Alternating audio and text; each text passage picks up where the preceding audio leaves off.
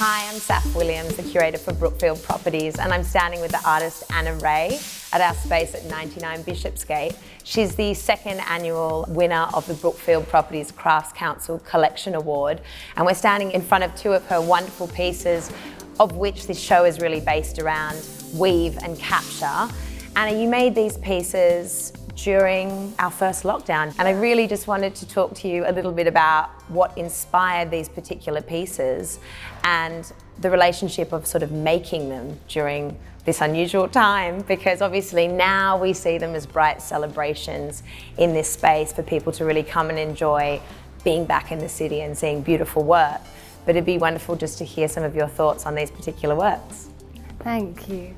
I've always been really interested in pointillism in painting and digital imaging and pixelation, and I love capturing colour in Photoshop where you zoom into an image and take the exact hue from an image. And this, in a way, is the same kind of thing, but working with textiles. So partly inspired by beads and partly inspired by my interest in digital imaging. But here the beads are soft. So they are made on a sewing machine and they're not padded on this occasion, they're just threaded onto these golden cords. So they have a movement, they have a mutability, they can change. So it's a test for other works that I'd like to develop, but I feel very close to these initial test pieces. I get very excited about seeing new possibilities. We're standing in front of Weave, which is the second piece that we acquired for the Crafts Council. Do you want to talk to me, Anna, about the inspiration for this print and also how you constructed the pieces together to form a larger sculptural work? Yes, the pieces come from a number of different, I suppose, sources of inspiration. As a child, I wore clothes that were kit clothes by Cloth Kit in the 70s, corduroys and calico with beautiful prints of totem poles and people and trees and houses, lovely idyllic images. And I have such strong memories of these textiles that I always wanted to create something in response. But I've also been looking at Polynesian bark cloth, which is extraordinarily rich in terms of pattern and scale, almost kind of a larger than life kind of patterning of surfaces I've always loved.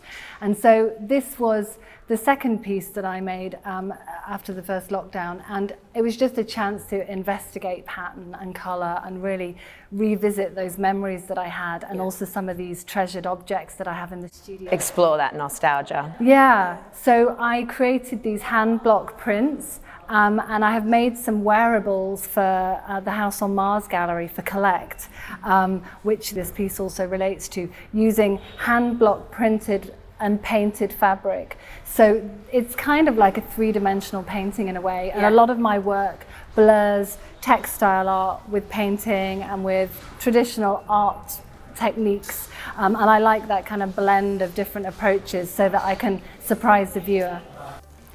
Anna, we're standing in front of Margate Knot.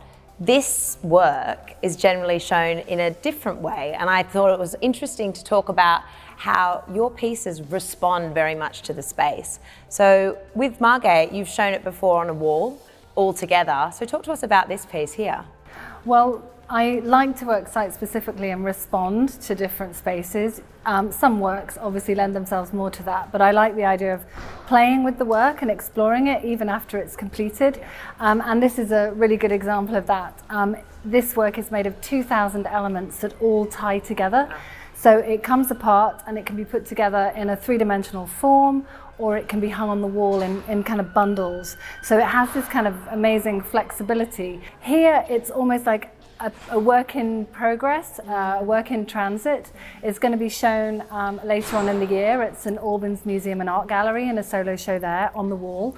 And I thought it was really exciting to show it halfway made, halfway tied. It sort of speaks to the installation of work, doesn't it? Yeah. You know, the conceptualizing and the thinking before the finished work would be on the wall. But I love it like this, and I particularly think you know, the knots versus the kind of forms just hung and shown really speaks to the sculptural nature of your work and how, as you said, there's an action and an activity of the work. And also I get bored really easily, so I want to feel that the work can be different and can change, and that kind of excites me, and I see new possibilities. Every time I handle this piece again, it sort of shows me a new direction I could take.